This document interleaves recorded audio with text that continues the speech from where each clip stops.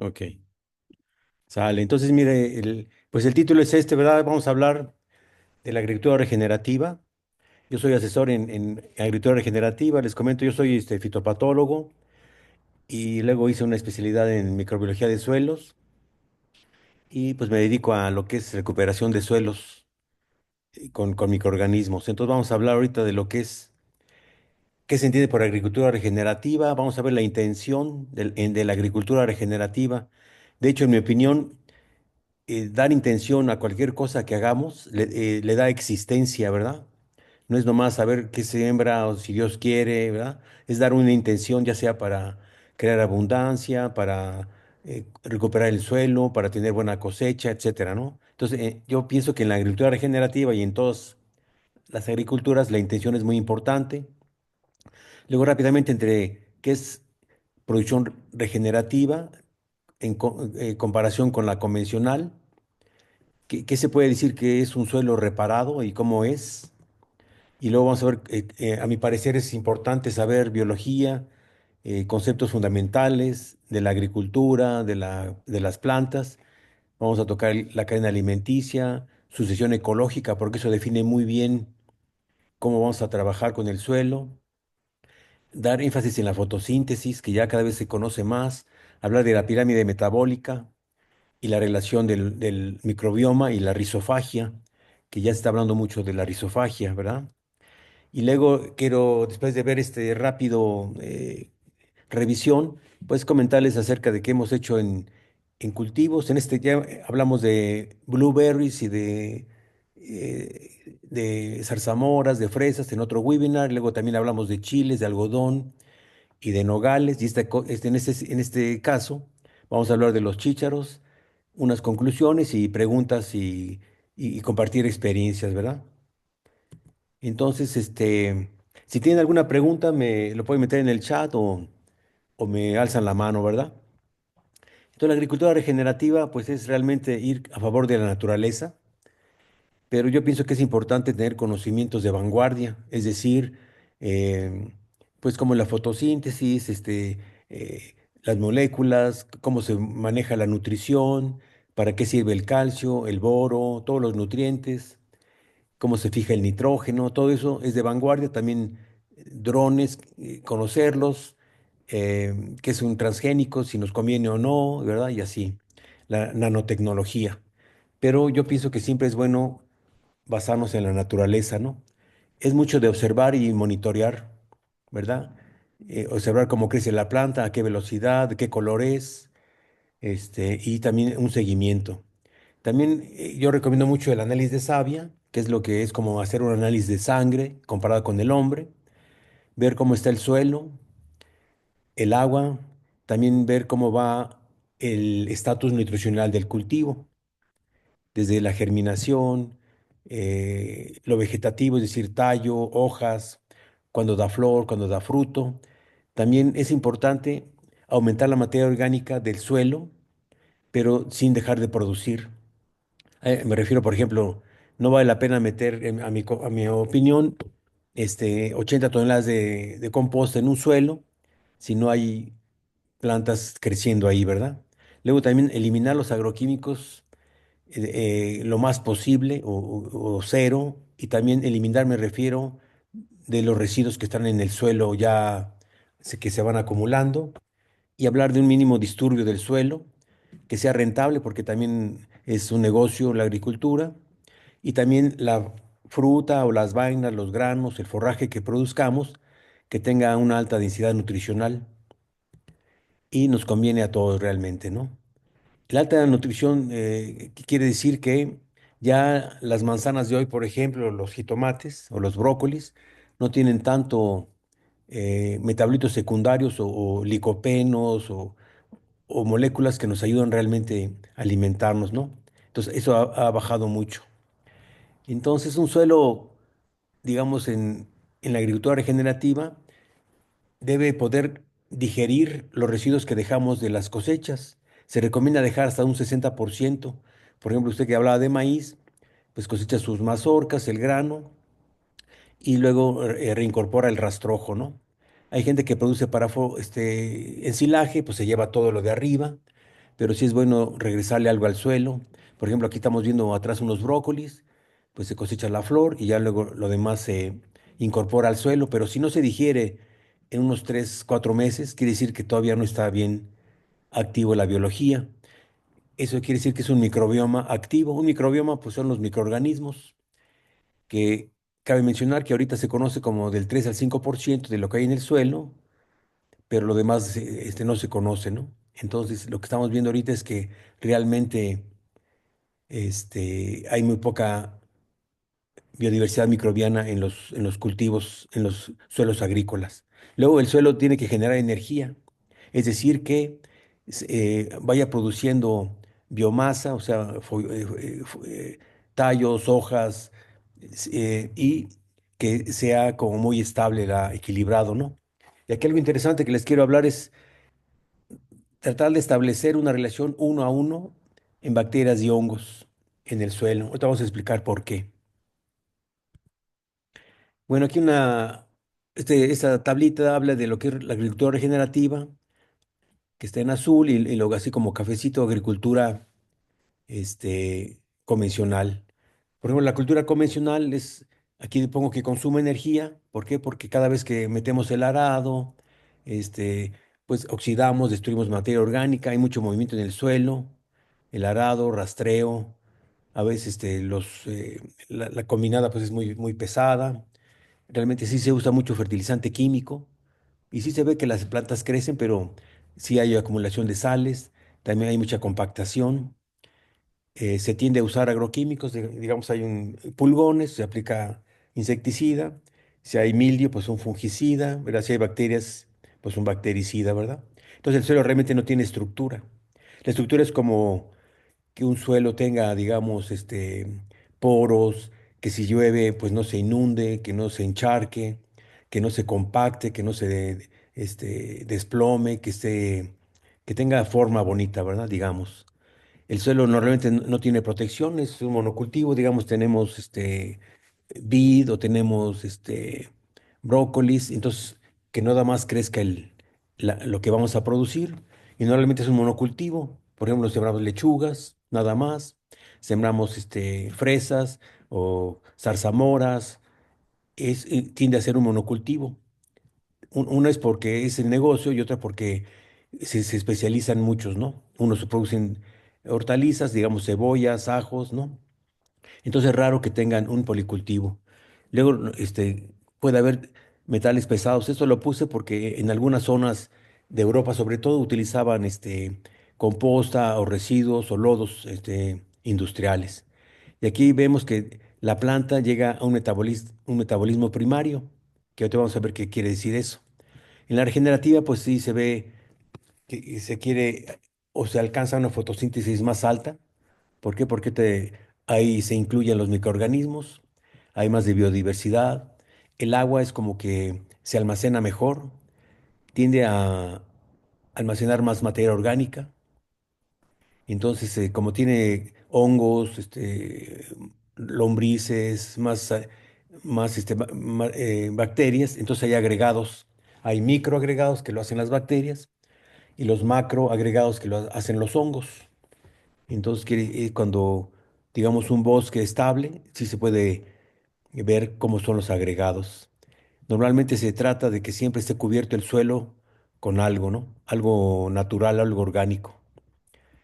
Y también un suelo en agricultura regenerativa tiene existencia siempre y cuando haya plantas, ¿verdad? Y las plantas tienen exudados y alimentan el microbioma. Hay humidificación, esa es la degradación que hacen los hongos. Es una cosa muy estable, es también como para el secuestro de carbono, que se habla mucho. Y las plantas pueden llegar a tener metabolismo secundario. Por ejemplo, un metabolito secundario sería, por ejemplo, no sé si conocen el aceite de neem, los licopenos de los jitomates, brasinoesteroides de los brócolis, ¿verdad? Esos son metabolismos secundarios y esos son moléculas que son de alta nutrición, alto nivel nutritivo para el hombre y para los animales también.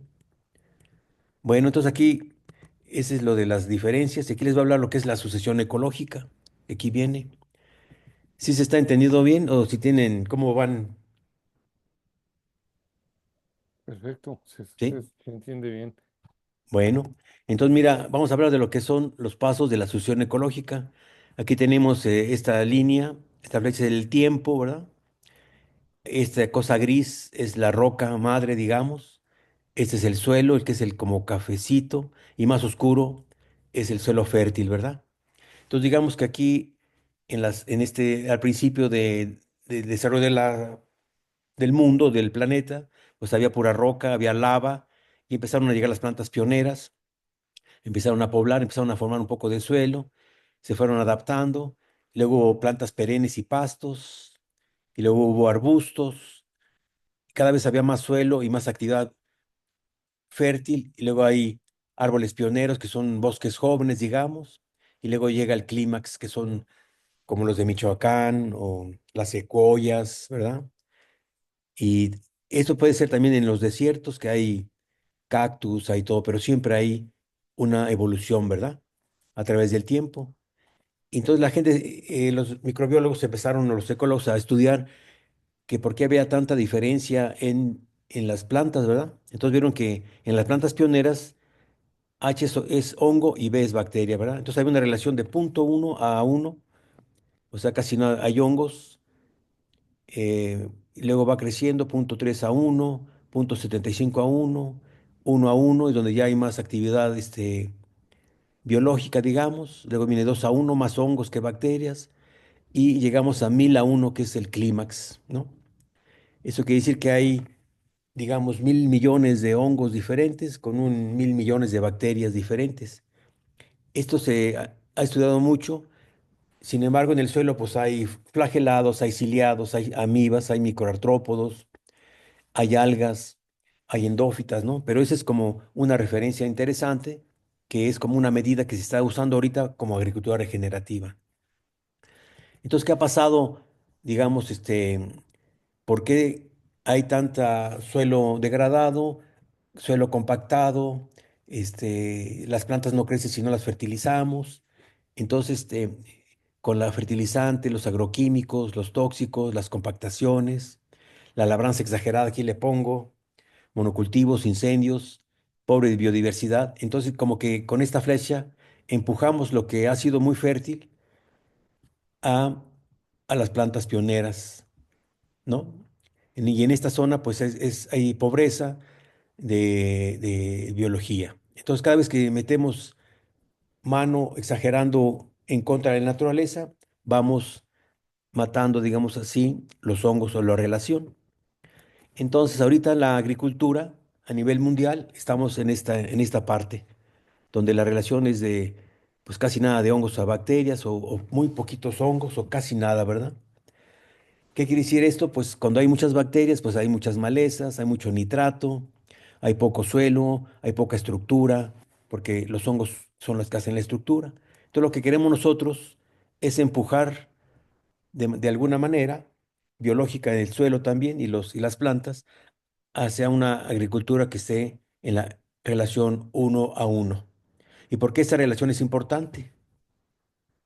Bueno, es importante porque cada vez que los hongos van creciendo en su vida, en su estancia, en su biodiversidad y en su complejidad, la planta se queda con más energía.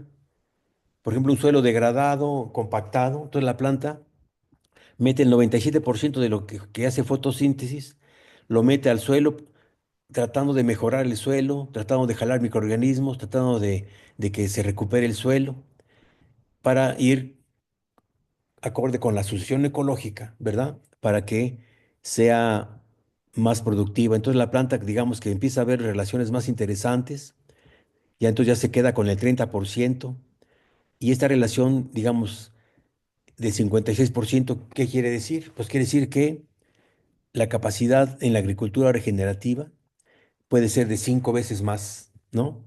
Esa es como una meta que poca gente ha llegado a nivel mundial, pero se puede llegar en parcelitas, ¿verdad? Entonces, por eso, y se vio la relación fungus aquí y bacteria, ¿verdad? Entonces, por eso son importantes los hongos. Desgraciadamente son los que más rápido se mueren, con el barbecho, con la exposición al sol, con la fertilización química, con los agroquímicos, ¿verdad? Entonces eso es lo que queremos ver, pero entonces, ¿cómo nos explicamos que una planta meta exudados y llame o trate de reparar el suelo? Entonces hay una pirámide de metabolismo vegetal que esto lo explicó muy interesantemente John Kempf, que es un especialista en agricultura regenerativa, y él nos habla de la pirámide. Dice que el primer peldaño, pues es una fotosíntesis completa, dice él. Es una planta que le damos fertilización, le da el sol, agua, CO2 para la fotosíntesis. Entonces, como que aquí la planta, pues crece, da hojas, flor, fruto, ¿verdad? Pero siempre hay que andarla cuidando con fungicidas. Pero cuando ya hay vitaminas, cofactores, se llaman así, y ya hay microelementos como el cobalto, el zinc, el cobre, porque normalmente la gente aplica urea, ¿no? O NPK, que es nitrógeno, fósforo, potasio. Ahorita ya mucha gente pues ya aplica microelementos como boro, azufre, calcio. Todos estos microelementos, aunado a esto, ayudan a que la planta crea o sintetice proteínas más completas. Entonces quiere decir que la planta tiene un superávit nutricional y se defiende mejor con las plagas. Pero lo interesante para pasar al tercer peldaño, dice John, y al cuarto peldaño, el tercer peldaño es acumulación de lípidos y grasas. Aquí quiere decir que la planta tiene un aspecto así como castaplástico, se ve muy brillante, simétrica, se ve el raquis, o sea, toda la estructura anatómica de la planta es fuerte. Y ya cuando llega a los metabolitos secundarios que les hablaba hace ratito, del licopeno, todo lo que es nutritivo, porque el suelo es una interminable fuente de minerales, pero para que el hombre los consuma, pues tiene que haber una planta que produzca metabolitos secundarios. Y lo interesante, dice John, que a partir del tercer peldaño, la presencia de microbioma en la rizósfera, que es en la raíz, junto a la raíz, donde hay mucho microorganismo, hay hongos, como Bacillus thuringiensis, Bacillus subtilis, tricodermas, fijadores de nitrógeno, etcétera. En la filósfera, que es las hojas, sobre la flor, sobre el fruto, en- este, encima de la planta.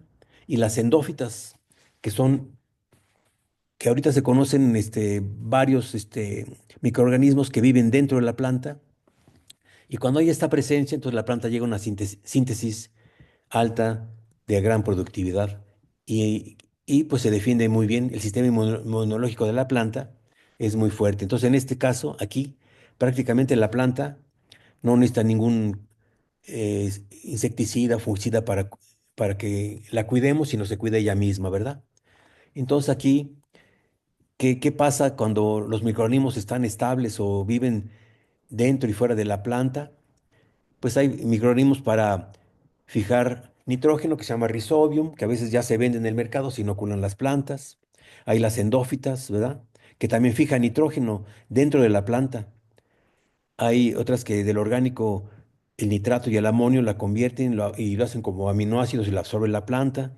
Hay sideróforas que de la arcilla sacan estos microelementos que se los da la planta, el zinc, el sílice, el potasio. Entonces, prácticamente cuando este está estable, la planta vive solita, ¿verdad?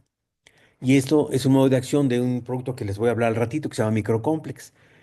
Entonces, esta manera de ayudar a la planta en la rizósfera y como endófitas es muy importante, ¿verdad? Entonces, ¿qué hacen los consorcios microbianos? Pues mejoran la productividad y la fisiología de la planta porque ya se reconoce que ayudan a que la planta tenga acceso a los minerales, ¿verdad? También producen reguladores de crecimiento y fijan nitrógeno dentro y fuera de la planta. Entonces, a la planta, al estar bien nutrida, pues es más longeva y funciona mejor. Aumenta la biomasa de las semillas. Una semilla que germine necesita tener mucha nutrición, minerales, pero también microbioma de la mamá de la planta, ¿verdad? Entonces elimina contaminantes porque yo pienso que los microorganismos nos van a salvar de lo que es tóxico, ¿verdad? Y lo que es tóxico, por ejemplo, sería metales pesados, cromo, sodio. Nosotros aplicamos muchos consorcios cuando hay mucho exceso de sodio o de sales o de glifosato, por ejemplo, que se van acumulando, inclusive para quitar residuos de agroquímicos que están prohibidos en la frontera, aplicamos consorcios y el consorcio va, se come esa molécula, por ejemplo, de un tebuconazol, de un insecticida, parte la molécula en agua, ¿verdad?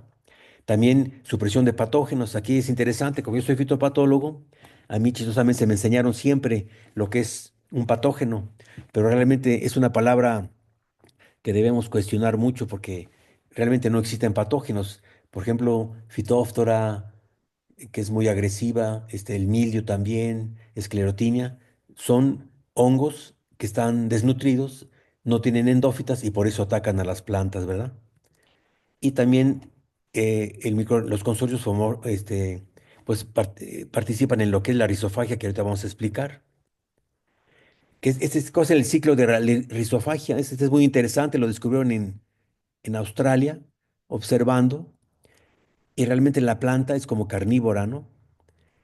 Esta es una raíz, está en inglés porque pues, de ahí saqué la slide, pero esta es una raíz, ¿verdad? Es un pelo absorbente. Aquí vemos que va creciendo, ¿verdad? Va creciendo la planta y va absorbiendo microbios, se los come o los engloba y entran dentro de la raíz.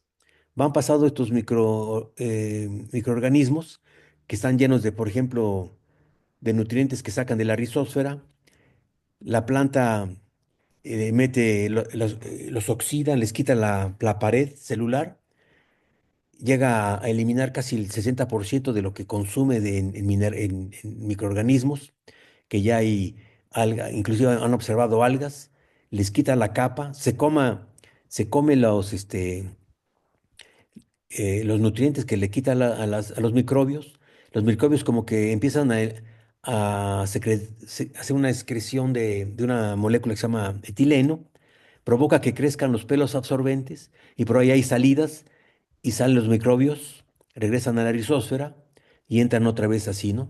Pero la planta le sigue dando exudados y se cree que el 80% de la comida que tiene la planta se debe a la rizofagia.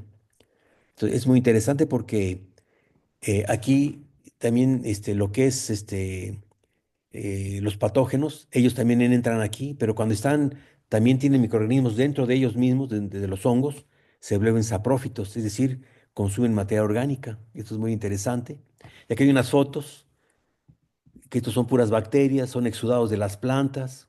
Aquí es la parte más activa de la raíz, es la cofia y va sacando exudados. Aquí hay fotos de dentro del tejido de la raíz que vemos son como cocos o heterococos y se ven como hay una recombinación genética. Por eso también las plantas, este, y el hombre y los animales tenemos gran carga de ADN de microorganismos. Aquí también se ve que viven y esto se debe a colorantes que ya existen hoy en día. Aquí está lleno de microorganismos, ¿verdad? Entonces, realmente la planta es como el hombre, es como una nave espacial llena de microorganismos, ¿no? Y entre más biodiverso exista, más saludables somos nosotros, ¿no? Y hay una simbiosis, o sea, hay eh, ¿cómo se llama? Pues una ayuda mutua. Bueno, eso es como la biología, pero realmente si vamos al campo y vamos con un cliente o con un productor y le decimos, oye, ya no contamines, ya no metas el arado, y él me dice, oye, pues he hecho años esto pues si no lo hago, no voy a producir. Entonces la pregunta, ¿no? ¿Cómo cambiamos a la agricultura regenerativa, ¿no? Entonces aquí tengo una explicación porque en mi trabajo de asesor, pues me enfrento más con la cosa de creencias, de cosas de que piensa la gente. La creencia es es una barrera que puede ser muy buena o puede ser muy limitante. Entonces, digamos que estamos en la situación actual, digamos, vamos a un rancho que tiene lechugas, digamos, o ajos y tiene esclerotinia. Entonces yo le pregunto, ¿qué hiciste? Y me dice, no, pues meto el arado, voy a meter una variedad resistente, pues, fertilizo de tal manera. Dice, pero siempre llego al mismo resultado. A veces pierdo todo, a veces la mitad, a veces el 30%, y pues pierdo dinero, ¿verdad? Entonces, la situación lo que hace él, entonces, va a llegar al mismo resultado. Entonces, lo interesante de esto es que cómo cambiamos para tener un resultado deseado, es decir, que no tengamos enfermedad, tengamos ahorro, tengamos este éxito, ¿verdad? Entonces, son acciones que debemos hacer, por ejemplo, descompactar, tratar el suelo, inocular, nuevas variedades, análisis, cambiar toda nuestra manera de trabajar, ¿verdad? Y esto se hace solamente en el momento donde estamos ahí con el productor, ¿verdad? O cuando estamos sembrando nosotros. Entonces es como cambiar un paradigma. Y ya cuando se cambia el paradigma, pues ya es posible hacer cambios. Es como, digamos, pues dejar de tomar antibióticos, mejor hago ejercicio, como mejor y como tomo test, ¿verdad?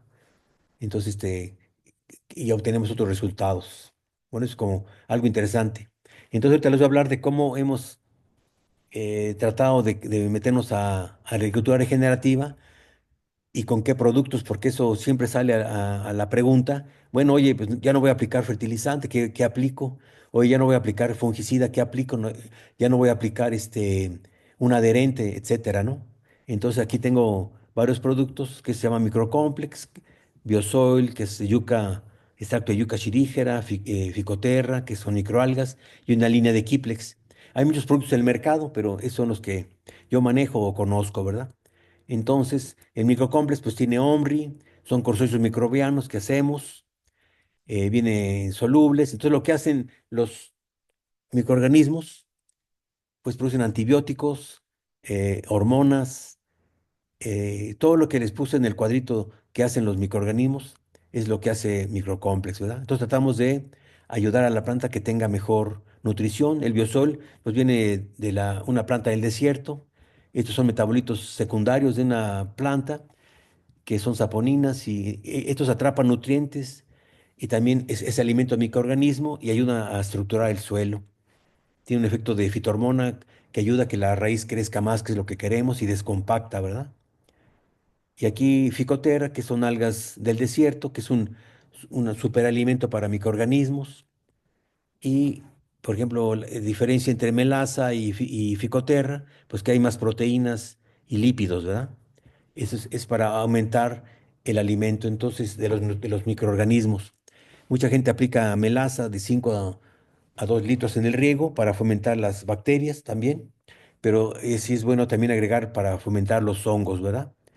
Y también hacemos análisis de savia para ver cómo tiene la planta. Vemos lo que ahorita se conoce, ¿verdad? Que son los cationes, aniones y los microelementos.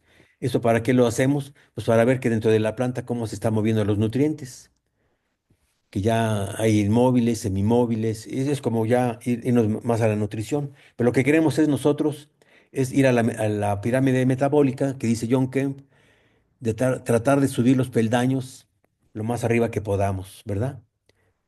Por ejemplo, tenemos unas fresas, aquí sacamos unas hojas para mandarlas a Holanda, que es donde hacemos los análisis, en otros pepinos también.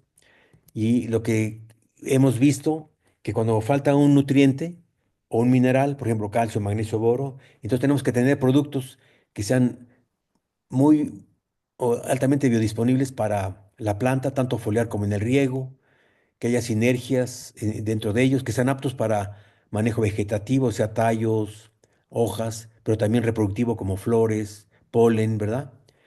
Y que podamos corregir las deficiencias de menos de 3 días y fortalecemos el sistema inmunológico de la planta. Es como llegar a esa pirámide que les comento y a esa relación hongo-bacteria lo más rápido posible para tratar de tener una agricultura regenerativa, ¿no?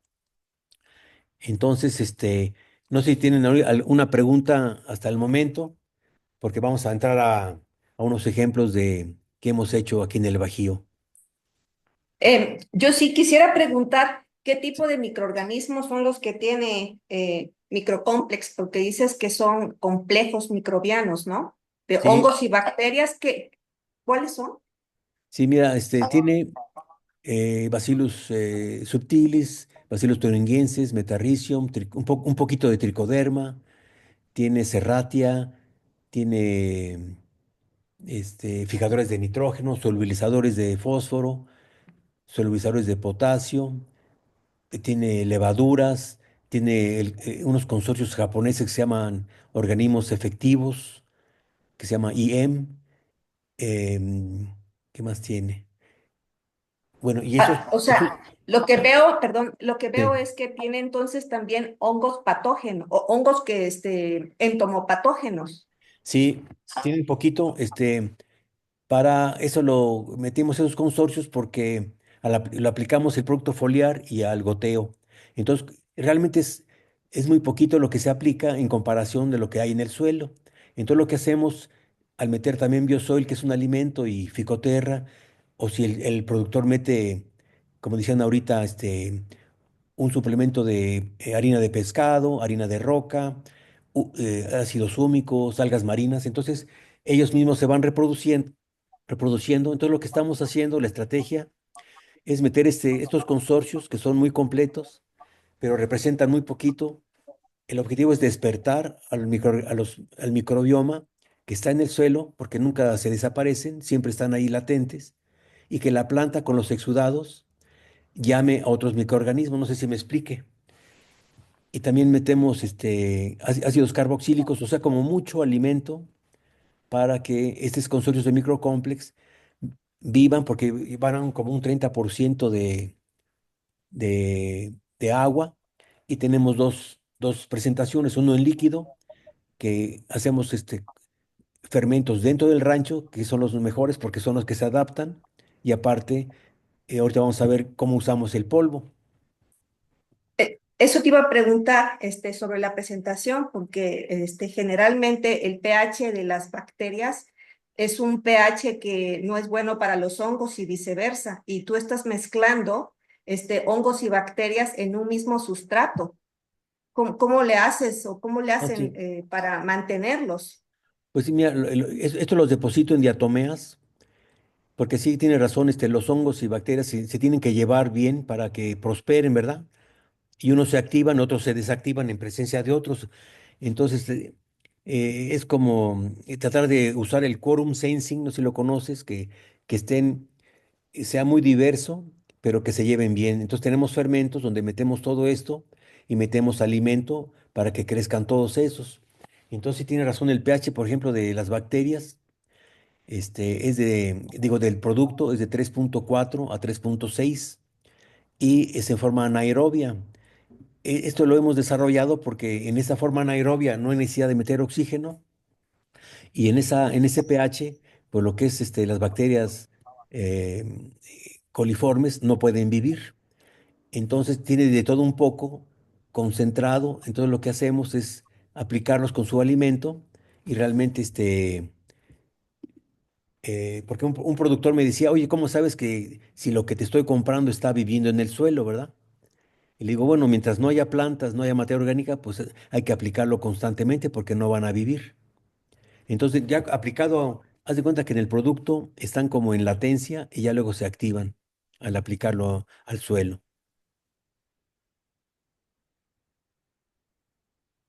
Gracias. Sí. Bueno, tiene otra Una pregunta. pregunta Es interesante la pregunta esa.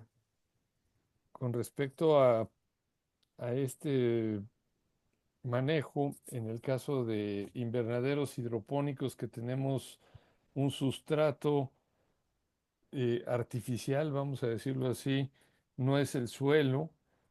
Ahí también vamos a generar un microbioma que va a vivir el tiempo que esa planta esté produciendo, esté viva y después se, se elimina, ¿no? Entonces, ahí sí tienes que estar una aplicación constante, constante, constante, porque no estás hablando de suelo, estás hablando de un sustrato estéril al cual tú lo estás conformando para que sea lo más adecuado para ese tomate o ese pepino, ¿sí? Sí, así es. Sí, por ejemplo, donde yo he visto buen establecimiento de microbioma es en las bolsas donde hay sustrato de coco, porque hay como que no se lavan tanto, ¿verdad? Y mientras haya exudados y raíz, ellos como que viven, ¿verdad?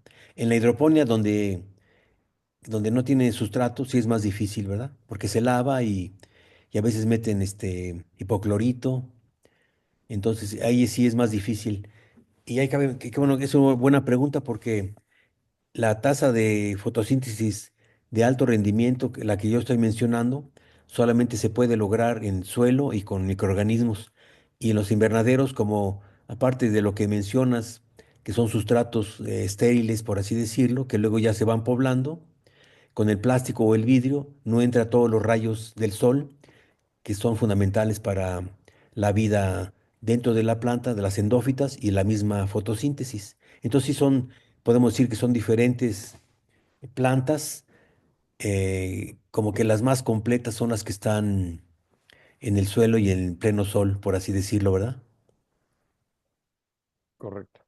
Sí, Sí, muchas gracias. sí, bien tocayo. Bueno, entonces vamos a hablarlo, mira, vamos a hablar sobre los chícharos y ejotes que hemos tenido, hemos hecho esto y digamos, pues aquí son chícharos, aquí son los productos que les comentaba que aplicamos. Aquí pues vamos al campo, vemos cómo están los chícharos, ya se puso los tutores. Aquí llevamos la pala para ver cómo está la raíz y aquí pues casi no entraba la pala, ¿verdad? Estaba muy compactado. Aquí había como charquitos, no sé si lo puedan percibir. Tiene buen riego, pero como que no, el drenaje no era tan rápido como debería ser. Y también aquí vimos que hay plantas acompañantes o mal llamadas malezas, que son quenopodios, creo, pero son como los quelites. Pero lo interesante de estas plantas que nos indican que son raíces pivotantes, que son las que siempre, donde hay suelos compactados, son las que proliferan más.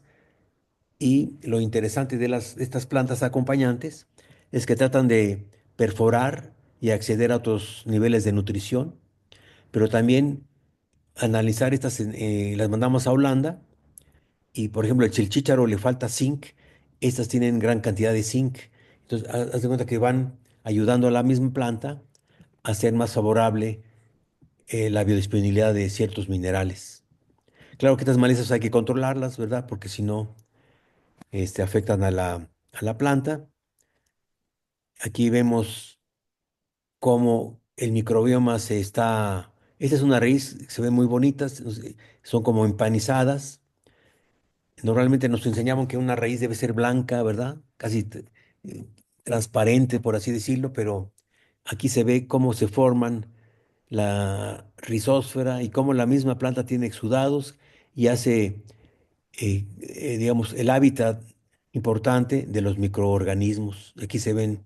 Entonces esta planta pues está trabajando bonito y lo interesante es que logramos que desde el nacimiento de la planta ya la raíz tenga esta protección biológica. Y aquí, pues, cuando el suelo está muy compactado y muy amolado, sí recurrir a aplicaciones foliares que determinamos por análisis de savia, que es lo que faltaba. Entonces, aquí agregamos, aparte de lo que agregaba el productor, agregamos calcio, magnesio, boro, que es muy bueno para las flores, para el polen. Agregamos manganeso y zinc, que es lo que hacía falta. Aquí a veces crecen estas, malecillas que yo digo, pero es importante, pues que el suelo esté cubierto. En este caso, pues no, el productor no mete su rastra o su implemento y lo limpia, ¿no? Aquí sigue creciendo los chícharos. Lo que queremos nosotros es que la planta, como aquí dice, que tenga formación de tejido, hojas, tallos, flores, polen, vainas y seguir, bueno, que esté creciendo en equilibrio con la raíz. Aquí hubo muy poca presencia de trips, que es lo que dañaba la calidad y casi nada de enfermedad. Y pues se va checando el riego, el microbioma, se ve que las vainas estén llenas de sus granos, sacamos plantas para ver cómo va, ¿verdad? Es como ir monitoreando cada vez más a la planta como doctores y y ser todo preventivo, que es lo que ayuda mucho, ¿no? Y entonces aquí ya sacamos ya ven cómo están las vainas, están muy bonitas y la cosecha, ¿verdad? Aquí es muy interesante porque es completamente orgánico y es para exportación. Es lo que me dijo aquí el productor, que él sacó 600 cajas por hectárea, que son de 25 libras cada una, y ese fue un 85% de la cosecha que se fue de exportación. Y en total fueron 8 toneladas que me dice que para él fue un buen rendimiento y rentable, y le gustó porque pues fue totalmente orgánico, pero más regenerativo. ¿Eso qué quiere decir? Eh, que vemos la nutrición, vemos el microbioma y vemos que la planta esté fuerte y vaya creciendo, ¿verdad? Eso fue en chícharos. Y luego ejotes, fuimos a ver cómo plantamos ejotes y siempre aquí está el ingeniero checando, fuimos a checar y fíjese que nos parábamos encima de la pala y es lo que entraba. Y eso que no estamos tan ligeritos, ¿verdad? Entonces checamos y lo que hicimos pues, fue meter Pero que lo meta abajo, ¿verdad? pincel, ¿verdad? No se lo Para puede meter más. romper eh, la parte que estaba muy compactada. Entonces, lo que es la cama de siembra y la semilla y la siembra son importantísimos, ¿verdad? Y metimos el cincel.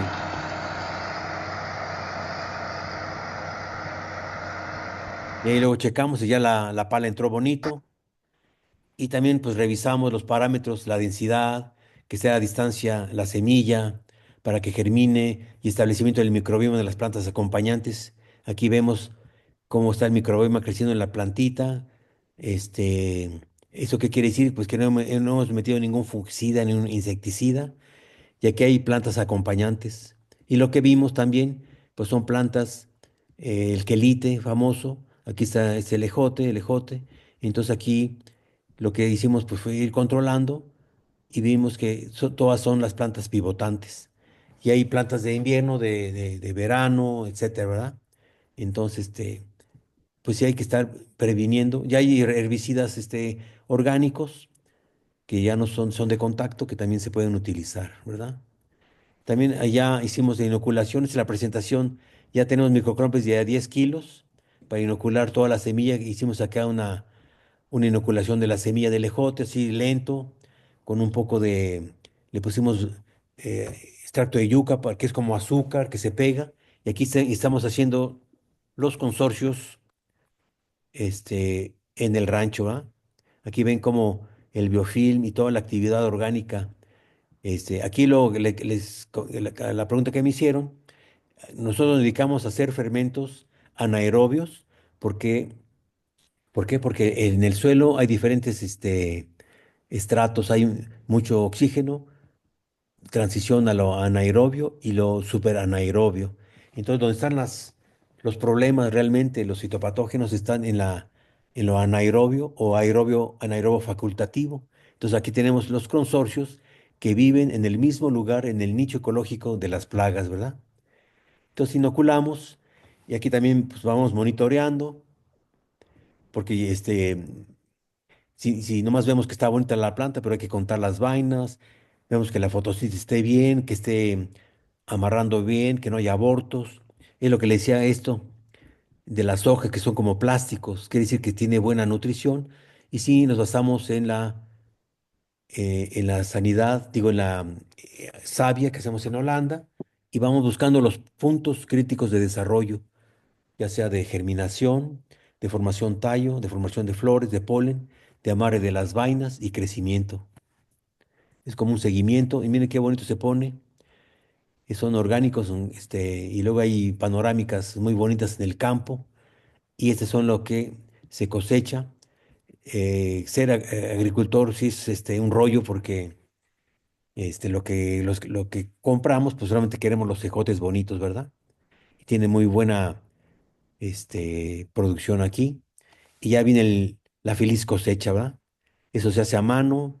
Estas gentes son importantísimas para cortar y proteger a la planta, ¿no? Y aquí, en brócoli, aquí yo tengo un video que les quiero presentar. Soy Jorge Camacho, asesor en agricultura regenerativa. Estamos aquí en un cultivo orgánico de brócolis en el estado de Guanajuato, en México. Aquí podemos observar que el brócoli dejó de crecer, por eso tuvimos que aplicar más foliares, más nutrición. Hicimos análisis de savia, vimos que faltaba sobre todo zinc, cobre, fósforo. El suelo tiene un pH de 8.1. Y aquí vemos unas plantas indicadoras de compactación como es la malva y otro parecido, ¿verdad? La malva tiene una raíz que vamos a sacar ahorita para ver cómo ella está diciéndonos la compactación. Aquí pueden ver, normalmente la malva tiene una raíz pivotante y aquí vemos que ha sacado varias porque también está muy compactado. Que otro quelite que le hicimos en México, que también nos indica compactación. Y lo típico de una planta indicadora de compactación es este raíz pivotante. Ahora, para cerciorarnos mejor, vamos a usar la pala, que es un instrumento imprescindible para ver compactaciones y champo. Y pueden observar que por aquí, por ejemplo, para penetrar casi no entra, es donde pasa el tractor, ¿verdad? Está tan compactado que aquí se van a formar charcos. Pero aquí dentro del cultivo también, y vemos que apenas entra la pala. Eso quiere decir que está muy compactado. Y la compactación es un mal que está en todo México y en todo sistema agrícola. La compactación demanda más de 10 veces más de nitrógeno y más fertilizante y un poco de desarrollo. Para eso hay que preparar antes el suelo y fomentar la materia orgánica y la actividad microbiana. Muchas gracias. Bueno, ahí voy explicando que sí está muy compactado. Entonces, si ya un suelo está así, entonces lo que hemos descubierto que los microorganismos, dándoles de comer y ayudando a la planta que ella tenga buenos exudados, ella misma va descompactando el suelo, ¿verdad? Entonces ahí se fue recuperando el brócoli y ya en algunas zonas sacamos muy buena producción, ¿verdad? Y ¿qué más vamos a ver? Bueno, entonces ya como finalizando, ¿qué vimos? Que podemos ahorrar agua y fertilizantes, pero orgánicos. Es muy difícil sustituir los fertilizantes en la agricultura orgánica o regenerativa, porque las variedades están acostumbradas a mucho nitrógeno, ¿verdad? Fósforo, potasio, pero sí, ya metiendo, aquí hemos llegado de 50 a 25 kilos de sulfato de amonio, por ejemplo, que antes se aplicaban hasta 100 kilos. Aplicaciones de productos preventivos, usamos diatomeas, jabones, y Biosol, Microcomplex, Ficoterra. Él también metía otras cosas como algas marinas, metía eh, harina de pescado, etcétera. Pero sí, al hacer esto se cambia, aquí pongo otra visión de la agricultura, pero realmente es como regresar a lo que existía antes. Las plantas, por ejemplo, los chícharos que observaron no son de semillas mejoradas, son semillas criollas de la región. Entonces, el exportador que compró dijo, oye, ¿qué variedad es? Pues es la variedad que ellos tienen allá. Es más rentable y calidad de exportación. Y también hay las herramientas son realmente fáciles establecerlas, nomás que hay que cambiar la manera de pensar y pues también hay una necesidad de cambiar la manera de trabajar, ¿verdad? Bueno, es lo que les quería presentar. No sé si tienen preguntas o comentarios al respecto. ¿Qué les pareció? Creo que hay dos preguntas. Dice, ¿me podría decirme cómo es el control de trips? ¿Será que es mejorando la salud de las plantas? Y luego dice, las condiciones en las que se aplica el producto regenerador o mejorador de suelo depende de la cantidad aplicada.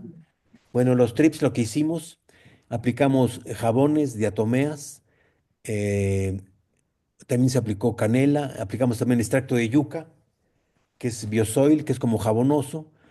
El jabón es como como que ahoga a los insectos de piel suave, por ejemplo, los pulgones, las ninfas de los trips, las ninfas de la mosquita blanca.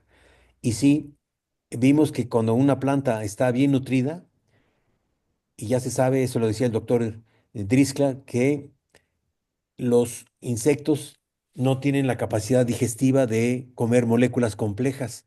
Por eso la pirámide que les mencionaba es muy interesante porque ya al realizar metabolismos más complejos, el insecto no puede comerse la planta. Entonces realmente los insectos son buena onda porque nos indican que lo que estamos produciendo y está lleno de insectos quiere decir que es nutritivo, no es nutritivo al hombre, ¿verdad? Mm. Entonces, ¿qué más? ¿Qué les pareció? ¿Estuvo eh, claro o que quisieran que platiquemos?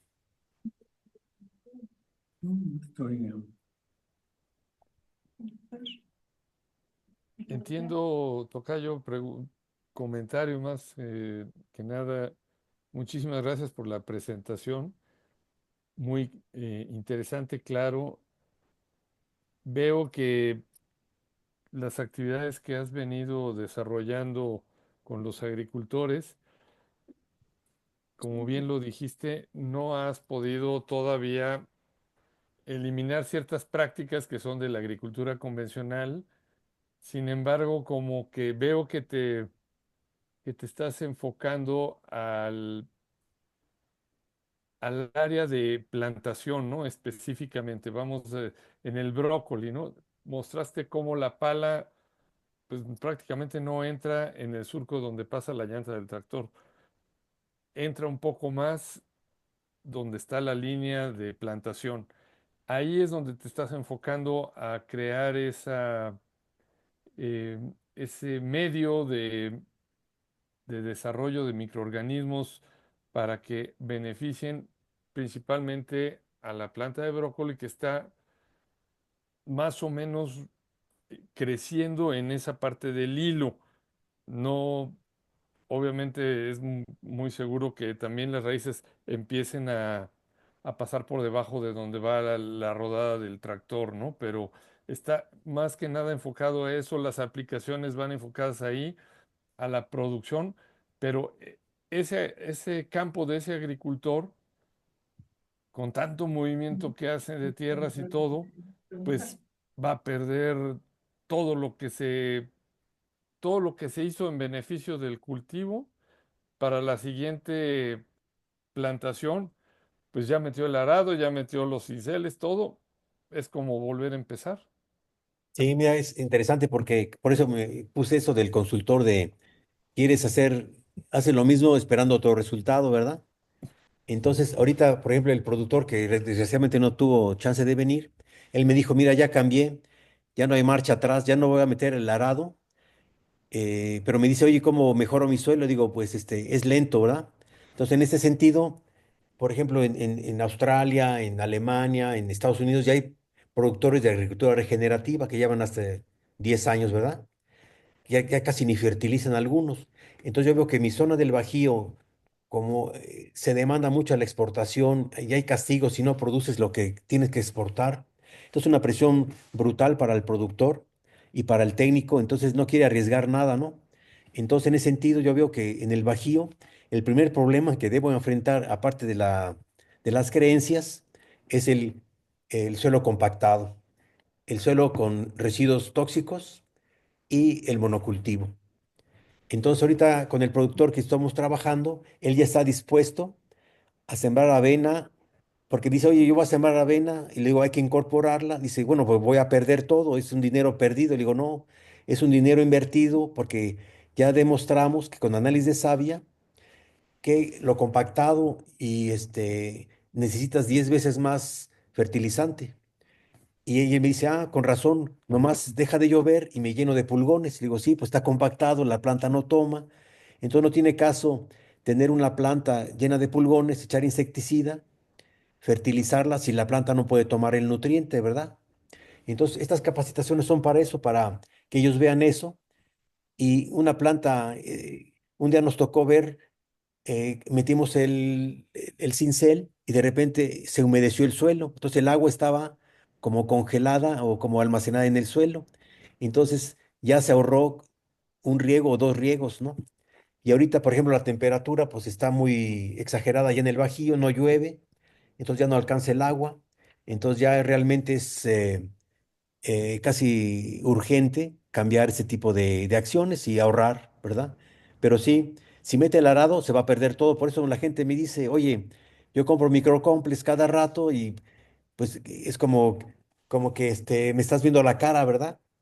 Digo, no, dice, porque a ver, que se establezcan. Digo, bueno, si no hay materia orgánica, oxidas con el arado y no hay plantas, pues nunca van a vivir. Digo, es como comprarte un ganado y no les das de comer, pues ellos se van a saltar y se van a ir a otro lado, ¿verdad?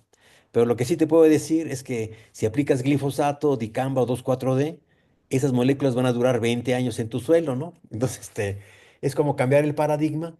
Pero lo interesante de esto es que este señor normalmente sacaba 500 cajas de ejotes, digo, de chícharos, ¿ah? Y con este manejo sacó 600. Entonces, fue muy rentable, no hubo ningún rechazo, aunque yo veía raspaduras de trips, el importador dijo, no, está muy bien, me llevo todo. Y también vimos que son más dulces, más aromáticos, un color más bonito. Entonces, uno va cambiando, cambiando, ¿verdad? Y sobre todo lo que he visto, que la gente joven cambia más rápido que la gente ya que está acostumbrada, ¿verdad? Pero sí tiene razón. Si vuelve a meter el arado es como empezar de cero, ¿verdad? Por eso estamos en este webinar para que ustedes nos ayuden a incrementar el amor a la agricultura regenerativa. Muy Eh, bien. es- yo tengo una pregunta, bueno, antes que nada, muchas gracias igual por la plática. Y yo quiero preguntar, o sea, al principio de la plática, tú mencionaste que era importante dejar parte de los residuos vegetales del cultivo. Entonces, tú ahorita nos mostraste como las acciones que tú haces para mejorar el suelo mientras está el cultivo ahí. ¿Qué pasa al final? Termina la cosecha de chícharos, ejotes. ¿Qué pasa ahí? O sea, ¿cómo incorporas? O sea, ¿tendrías que volver a pasar una máquina o cómo haces para incorporar esos residuos al suelo? Sí, mira, entonces después de la cosecha, entonces todavía hay muchas ramas, hojas, entonces inoculamos con un foliar, así como si aplicara un nutriente, ¿va? Inoculamos con microorganismos la parte que queda después de la cosecha, la soca, y luego no dejamos que se seque un poquito, incorporamos, pero no trabajamos máximo 10 centímetros como que la cubrimos con un poco de tierra, ¿verdad? Entonces, digamos, al no profundizar mucho el arado o la rastra, no hacemos mucho daño. Si incorporamos, inoculamos para que haya más actividad, es como un biodigestor, ¿verdad? Entonces, lo que hacemos, unos expertos dicen que hay que dejar mínimo el 60%. Si uno corta, digamos, la cosecha y son 100 kilos, hay que dejar 60 kilos para que se vaya acumulando. Y es buena pregunta, pero digo, importante porque hay que fomentar también el azufre, el nitrógeno, para que las mismas bacterias vayan digiriendo la materia orgánica y la vayan fijando al suelo y se vaya formando humus. Pero entonces, en este caso, como es una fábrica de ejotes y de chícharos, entonces va a ser muy difícil subir el porcentaje de materia orgánica. Entonces, lo que queremos es que no se disminuya, pero tratar de aumentarla por lo menos 1% al año, ¿verdad? Entonces eso lo haremos con cultivos de cobertura, que es el siguiente paso, y nunca dejar el suelo pelón, ¿verdad? Entonces, no sé si, entonces ya inoculamos, metemos la rastra, máximo 10 centímetros, y ya luego, porque ahí va a haber bacterias, va a haber micorrizas, va a haber cosas activas porque hay materia orgánica.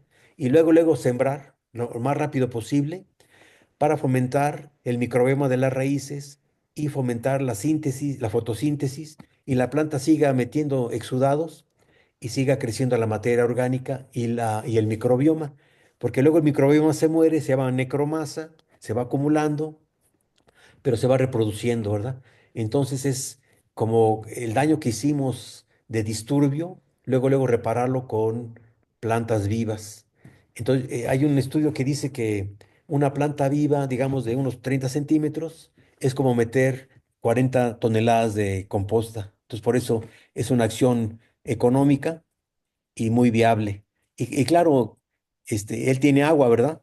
Es una gran ventaja. Los que no tienen agua, ellos no deben cortar la planta, dejarla así como la planta, como el rastrojo, pero con raíces y protegiendo al suelo.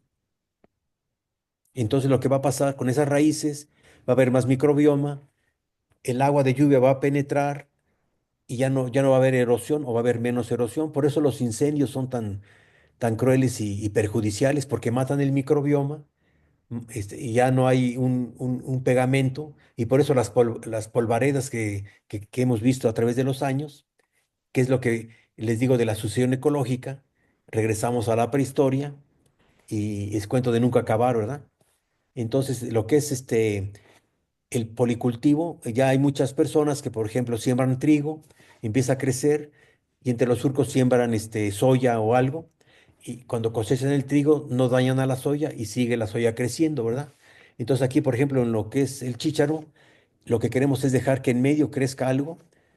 En este caso, pues no dejan crecer nada aparte que no hay agua, ¿verdad? Pero sí es bueno tener algo ahí, algo protegiendo al suelo. Entonces es como, Larissa es como cuidar al suelo como si fuera lo último que tenemos, ¿verdad? Que realmente sí es muy importante, es parte de la vida, y si no hay suelo, pues no hay vida, ¿verdad? Bueno, suelo regenerado y con plantas. Si Sí, tiene sí, otra, gracias. otra pregunta o comentario, Pues como comentario, creo que el cambio de paradigma de la agricultura convencional de alto ingreso de energía al suelo y a las plantas tiene que ir posiblemente gradual, que vayas pasando de una agricultura así tan intensiva a una agricultura de de bajo impacto, ¿no? O sea, a lo mejor en ese suelo tú normalmente pasas un cincel, pasas 2 veces el arado, 3 veces la rastra, porque dices, no, es que la tierra tiene que quedar como polvito, ¿no? sí, Y a lo mejor dices, bueno, pues voy pasando de todo eso a labranza mínima y luego a labranza cero.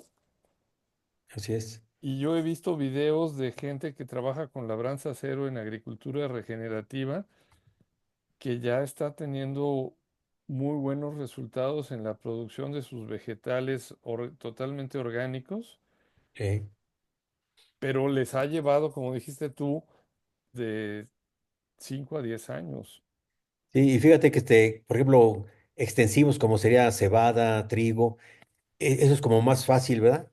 Pero Sí. bueno, las lechugas, los jitomates, como los arrancan, los ponen y luego, si no hay precio, y luego las variedades cada vez son más pobres genéticamente hablando. Una solución interesante sería regresar a los jitomates que decíamos antes, en vez de tomate rojo, ¿verdad? A los guajillos, porque son más nutritivos y esa semilla crece solita, no hay que estarla sembrando, ¿verdad? Entonces sería como, no sé si se acuerdan, los jalapeños eran de este tamaño, ¿verdad? Ahorita los jalapeños son como casi un chile poblano. Entonces el brócoli era chiquito y otras unas cosas así brutales, ¿no? Entonces como ir regresando a las variedades de antes, porque esas variedades de antes tienen más microbioma que las variedades de hoy en día, pero ha cambiado tanto. Ustedes van digamos, a Aurrerá o Soriana y prueban un pimiento, sabe igual que un pepino, sabe igual que un jitomate, ¿verdad? Pero si van a un productor orgánico, es lo que nos dicen, oye, el aroma es diferente, sabe a chícharo, ¿verdad? Y hay gente que no ha comido un chícharo normal, ¿verdad? Entonces es parte del consumidor también ayudar a este tipo de personas porque me dice, oye, ingeniero, si no me compra, si no lo puede exportar, ¿dónde vendo esto, verdad?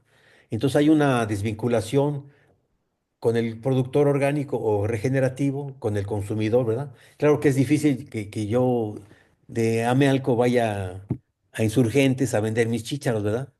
Entonces es un paradigma interesante, pero cada vez veo que hay gente disponible para hacer esto, ¿verdad? Y los frutales, como no se mueve tanto el suelo, es interesante. Entonces, por ejemplo, tenemos un cliente limonero que él acostumbraba a meter glifosato y ya tenía una enfermedad brutal en los cítricos. ¿Por qué? Porque el glifosato secuestra minerales, sobre todo el manganeso y el hierro, ¿verdad? Entonces, ya quitamos el glifosato y no das de cuenta que hasta los árboles nos agradecieron. Digo, oye, qué bueno que ya no me envenenan, no empezaron a crecer. Pero entonces hay que alimentarlos, alimentar al suelo y ya empezaron a regenerarse y se quitó la enfermedad. Pero es convencerlo, ¿verdad?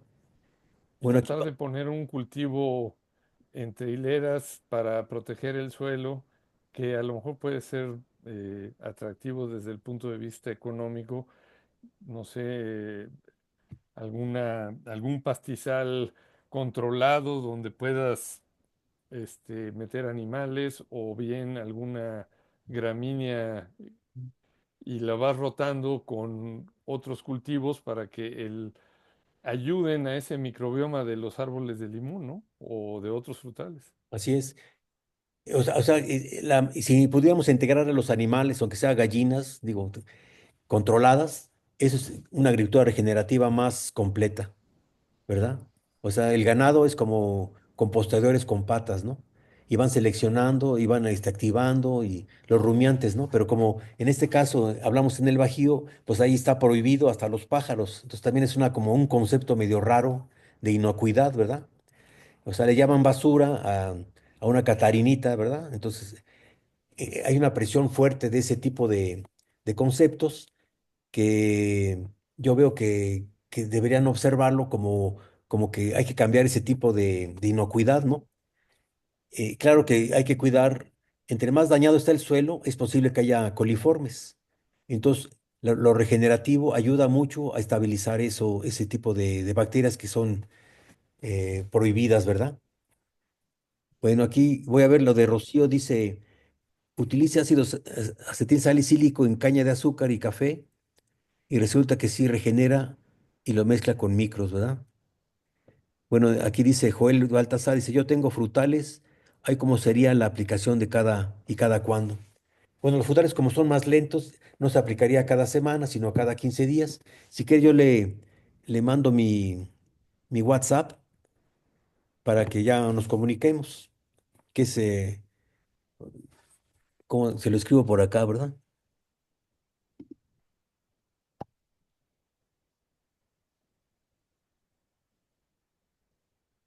Entonces ahí les mando mi WhatsApp, si quieren guardarlo por favor, o también en Facebook, y ahí damos asesorías para aguacates, limones, nogales, ¿verdad? Muy bien. Pues no sé qué más quieran decir o opinar o qué les pareció los conceptos.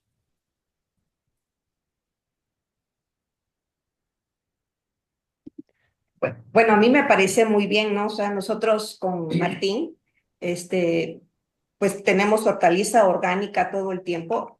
¿Sí me escuchas? Sí, Ah, sí.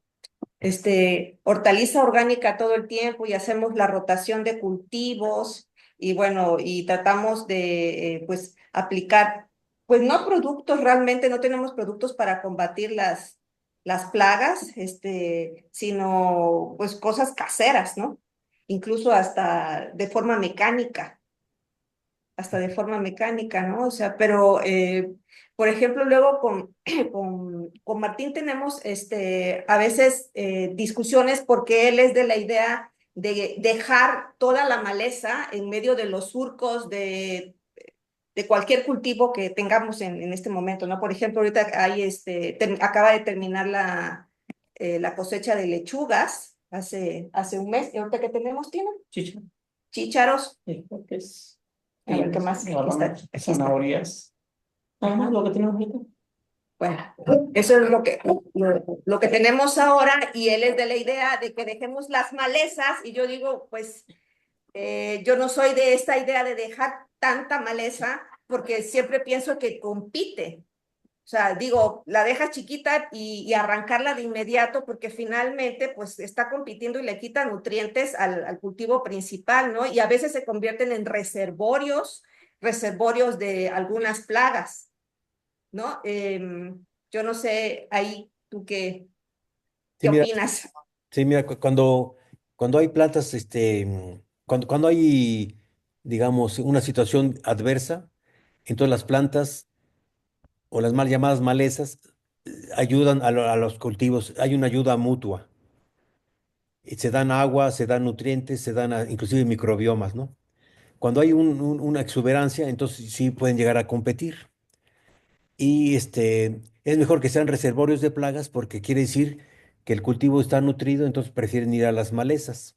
Entonces yo he visto que es mejor controlarlas, incorporarlas y porque como les decía, lo mandamos a hacer análisis de quelites y había más nutrientes del que necesitaba el cultivo. Entonces yo las quito y las dejo como acolchado.